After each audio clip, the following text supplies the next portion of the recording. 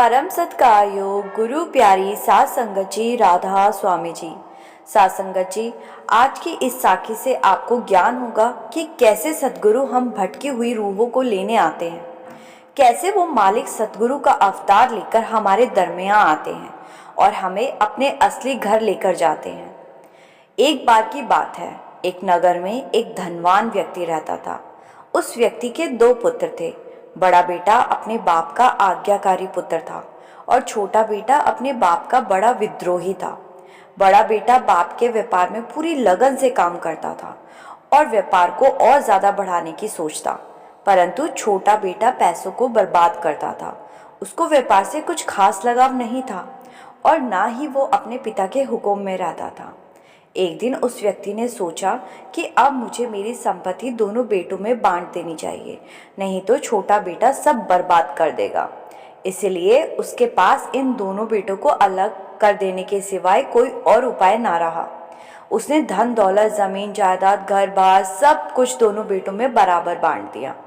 बड़ा बेटा बाप के पास ही रुक गया और उसने अपने हिस्से के धन को व्यापार में लगा दिया और व्यापार को और बड़ा कर दिया। वहीं छोटा बेटा धन मिलते ही गांव से बाहर चला गया और बाहर रहकर उसने सभी बुरी आदतें अपना ली। वो जुआ खेलने लगा, शराब पीने लगा। उसकी हालत ऐसी हो गई कि उसको 2 वक्त की रोटी के लिए भीख मांगनी पड़ती थी। थोड़े दिनों बाद खबरें आने लगी कि जुए ने उसको बर्बाद कर दिया और उसकी हालत भिखारियों जैसी हो चुकी है। जब ये बात उसके पिता को मालूम चली कि उसने गलत आदतों में सब बर्बाद कर दिया, तो उसने अपने बेटे को खबर भिजवाई कि तू घर वापस लौट आ। ये सुनकर उसे भरोसा ना हुआ कि मेरे सब बर्बाद कर देने पर भी मेरा बाप मुझे वापस बुला सकता है। लड़के को विश्वास ही नहीं हो रहा था कि उसका बाप उसे वापस घर बुला रहा है। पहले तो बहुत दिन वो वापस जाने को तैयार नहीं हुआ, लेकिन जब उसकी हालत और भी खराब हो गई, तब एक दिन उसने सोचा कि यहाँ इस शहर भीख मांगने से तो अच्छा है कि मैं अपने घर वापस लौट जाऊँ। घर के एक कोने में पड़ा रहूँगा और खेतों में थोड़ा बहुत काम कर लिया करूँगा। तो उसने अपने पिता को खबर भिजवाई कि वो वापस लौटना चाहता है। इधर जब बेटे के आगमन की खबर आई तो बाप ने खुशी से एक बड़ा उत्सव समारोह रखा। बाप ने मिठाई और भोजन तैयार करवाए और सारे गांव को भोजन पर आमंत्रित किया। बड़ा बेटा जब काम करके शाम को घर वापस लौट रहा था, तब गांव के कुछ लोगों ने उससे कहा कि हद हो गई, यह तुम्हारा दुर्भाग्य है कि तुम यहाँ घर में हो, बाप की सेवा भी करते हो और अपना काम भी इतनी मेहनत से करते हो, लेकिन तुम्हारे स्वागत में कभी इस तरह पूरे गांव को आमंत्रित नहीं किया गया। कभी मिठाइयाँ नहीं बंटवाई गई, कभी कोई बैंड बाजे नहीं बजवाए गए, लेकिन वह आवारा लड़का तुम्हारा छोटा भाई सब बर्बाद करके वापस घर लौट रहा है और तुम्हारा बाप तुम्हारे घर पर उसके स्वागत का इंतज़ाम कर रहा है। जाओ, तुम भी समारोह में शामिल हो जाओ। तुम्हारा बाप गांव के बाहर अपने आवारा बेटे की प्रतीक्षा कर रहा है। इस तरह के ताने सुनकर बड़े बेटे को बहुत बुरा लगा। वो घर जाकर उदास बैठ गया। बड़े बेटे को उदास पाकर पिता ने पूछा कि तू उदास क्यों है? बड़े बेटे ने कहा, पिताजी, उदासी स्वाभाविक है। मेरा कभी कोई स्वागत नहीं हुआ। मैं आपकी सेवा कर रहा हूँ, मैं आपके लिए धन कमा रहा हूँ, इतनी मेहनत कर रहा हूँ। आपने मुझे जितना धन दिया है उस धन का कई गुना बढ़ा चुका हूँ और यह आवारा छोटा भाई सब बर्बाद करके लौट रहा है। उसको सबक सिखाने की बजाय, उसको डांटने की बजाय आप उसका स्वागत इतनी धूमधाम से कर रहे हो, जैसे वो कोई बहुत महान काम करके घर लौट रहा है। तो ये सुनकर पिता मुस्कुराए और बोले कि तुम्हारा गुस्सा स्वाभाविक है। फिर पिता ने उसको कुछ बातें कही जो समझने योग्य है। पिता ने कहा, बेटा, प्रेम अंधा होता है और प्रेम का मतलब है कि जो हमारे निकट है उसके प्रति तो हम आश्वस्त हैं, परंतु जो दूर चला गया उसे पास लाने की कोशिश करते हैं। और तुम मेरे पास और ठीक ठाक हो, इसीलिए तुम्हारे लिए किसी विशेष उत्सव रखने की मुझे ज़रूरत ही नहीं पड़ी।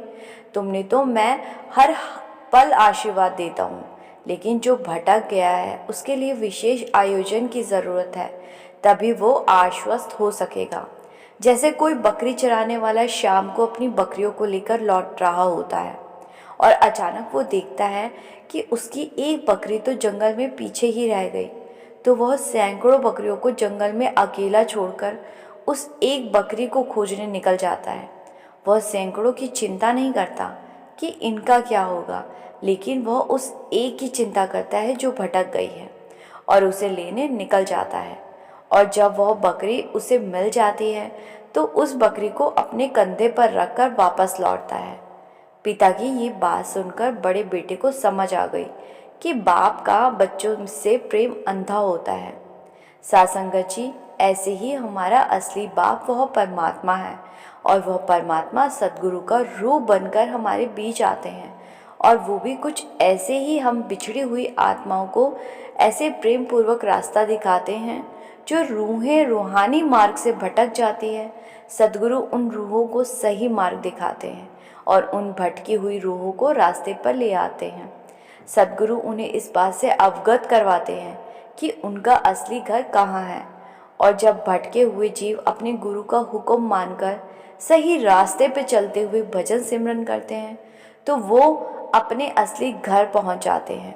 सद्गुरु खुद उन्हें लेने आते हैं और अपने असली घर पहुंचाते हैं। जो जीव अपने गुरु का कहना मानकर भजन सिमरन नहीं करता वो भटक जाता है। सासंगत जी, हम सब भी उस छोटे बेटे की तरह भटके हुए हैं और अपने घर का रास्ता भूल बैठे हैं। इस दुनिया के भोग विलासों में हम गुम हो गए हैं। हमारे सद्गुरु हमें आवाज़ दे रहे हैं, लेकिन हम उनकी आवाज़ को सुन ही नहीं पा रहे। हम दुनिया के ऐशो आराम में इतने मगन हो गए हैं कि हम अपने सद्गुरु की आवाज़ सुन ही नहीं पाते। हमें चाहिए कि अपने गुरु के भाने में रहकर भजन सिमरन करें और गुरु के मार्ग पर चले, तभी हम अपने असली घर पहुंच सकते हैं। सासंगत जी, मुझे आशा है आपको इस साखी में बताई गई बातों से बहुत कुछ सीखने को मिला होगा।